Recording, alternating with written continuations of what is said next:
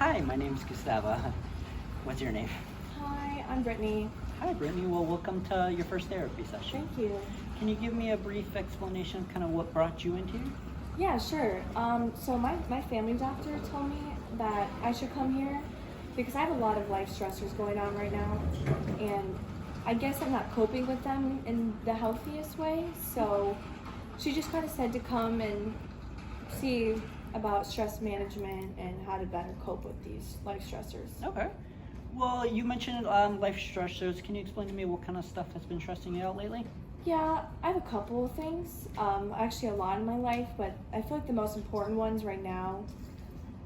So, my first one is just to give you a little background about me. I have a child with autism, and I have another daughter, and one of my daughters, the other one, is getting really jealous of all the time I have to spend with my child with autism. So, that's just been a huge part of me feeling bad as a mom, or not, like I'm not doing my correct job as a mom. And then my other one is that, so me and my husband actually got a divorce, and he remarried, and his new wife is not letting him even see our kids, or co-parent with me. She doesn't like the relationship that we're trying to maintain for our kids, Okay. which I think is totally crazy. And then I know I have a lot, but my mom is not as accepting of my child with autism. And I just feel like that's a huge thing where I don't feel that she's just not accepting of my child. Okay. Well, for now, let's break everything down in a little sections. You Okay. mentioned that you were kind of dealing with these stresses with some unhealthy kind of behaviors, unhealthy coping skills. Tell me some more about that. So I don't really know how to cope exactly with all this stress, but I found that the best thing that works for me is every night when the kids go to bed, I just drink myself to sleep. Okay. Well, when it comes to kind of stressors and kind of finding coping skills to kind of deal with the symptoms and stuff we feel from stress, what are the kind of things that you feel right before you kind of say like start to drink? What kind of symptoms?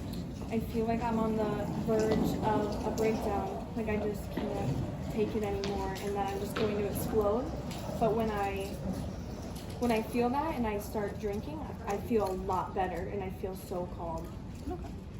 When it comes to coping skills, there are obviously like healthy and unhealthy things that we can do to kind of get rid of those unwanted symptoms that we don't want. But it's important to kind of figure out things that aren't going to damage ourselves kind of any further, and kind of looking at healthy things. And it's also important to kind of think about coping skills that we would want to enjoy doing, something that we're going to be able to kind of consistently do when we start to feel those unwanted symptoms and like the stuff that's been stressing you out lately. Yeah. Is there any kind of thing that you kind of enjoy doing, any specific interest, maybe like a hobby you haven't been doing lately?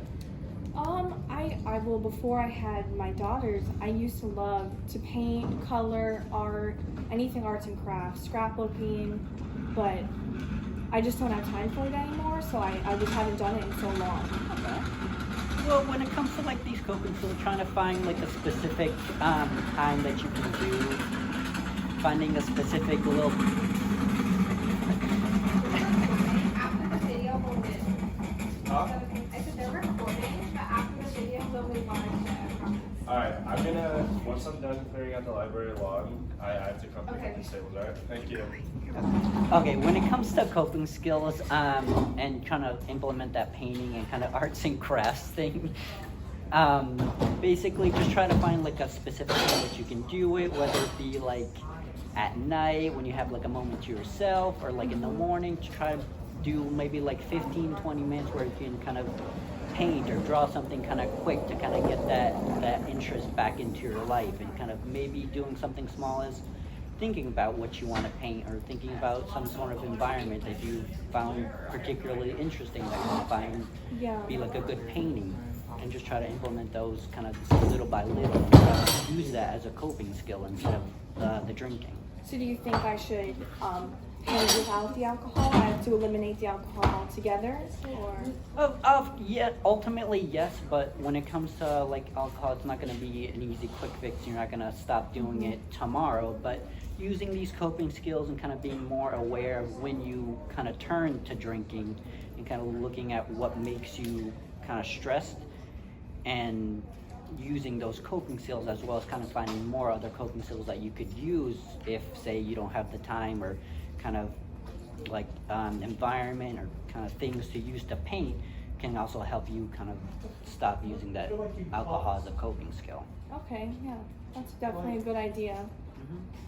And then kind of moving forward, again, you were mentioning that with your daughter Sarah, she feels like she's not kind of wanted. She feels like you're kind of spending more time with Riley. Is that correct?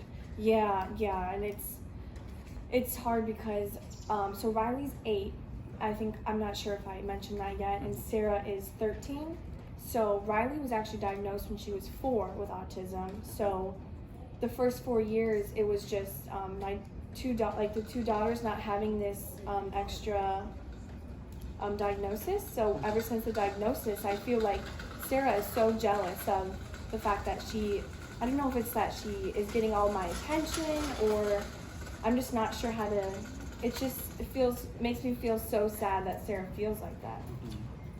You know, when it comes to autism, like obviously I applaud you for having that kind of energy to do that work and everything, to put that effort into not only just her but both of your children. It takes a lot of strength to do everything like that. But one of the things I would kind of recommend is to just kind of see what things she feels, what kind of things Sarah maybe feels like she's not kind of getting the attention from. If there's anything that you can try and work towards and kind of see if you can make some more time for her.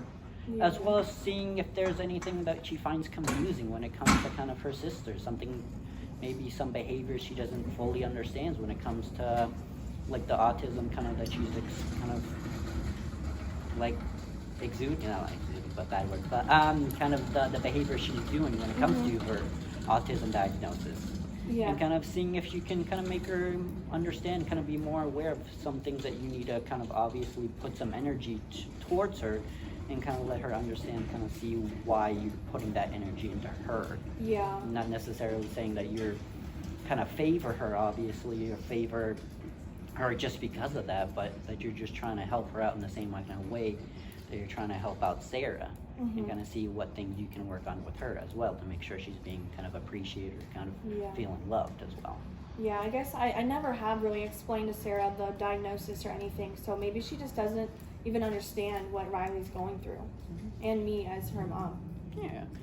And if you feel kind of open, it maybe kind of opening the floor to have kind of Riley have like a conversation with her as well, to kind of let her know that, you know, kind of what she's been going through, because it's definitely going to be kind of hard kind of growing up like that, and kind of seeing if there's anything that maybe Sarah can kind of help her with when it comes to kind of feeling appreciated, and seeing if they can kind of build that relationship between the two of them as well.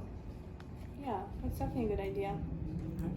And then you also kind of mentioned some kind of issues with your ex-husband and kind of everything that was happening with the divorce. You mentioned that his new wife doesn't want you guys to kind of co-parent with your daughters. Yeah, no, she wants to cut it off completely, and that just, she's thinking so selfishly because she doesn't want me to have that relationship with my ex-husband, but it's not about me and him, it's about our children, and she can't see that. She doesn't want him co-parenting, and she doesn't even want him to have his time with them. Again, another kind of way you can open a kind of communication with them as well, like I was mentioning with Riley and Sarah, is to maybe just open the floor with your ex-husband, kind of see how he feels with everything that's been happening, if he kind of wants to continue that relationship with his daughters. Now, how often are they kind of seeing him?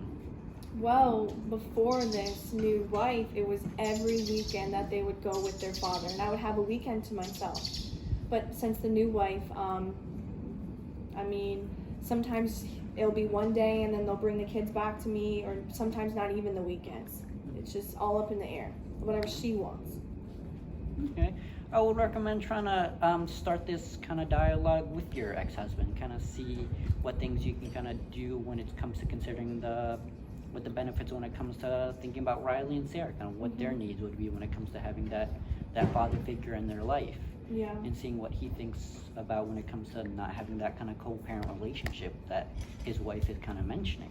Yeah. And seeing if kind of expressing your needs, expressive of the kid's needs, kind of seeing if he can open up that dialogue with her and see if there's can be any other change that can happen. Yeah, I think that's a really good start. Initiate that conversation. All right. And then just kind of a synopsis, kind of what we've been talking about. I just recommend just kind of using those kind of coping skills, kind of find some time to paint.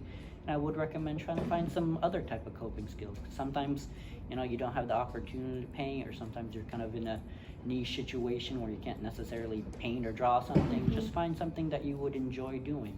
I recommend kind of simple things like breathing exercises.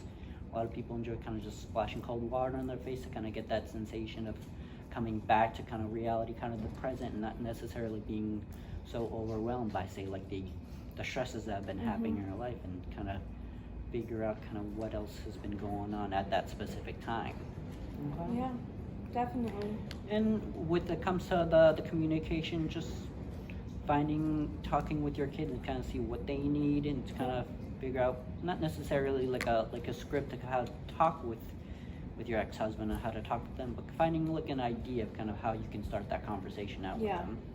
That would be a really, really good start for me. All right. Well, thank you for your time. Thank you so much. Yeah.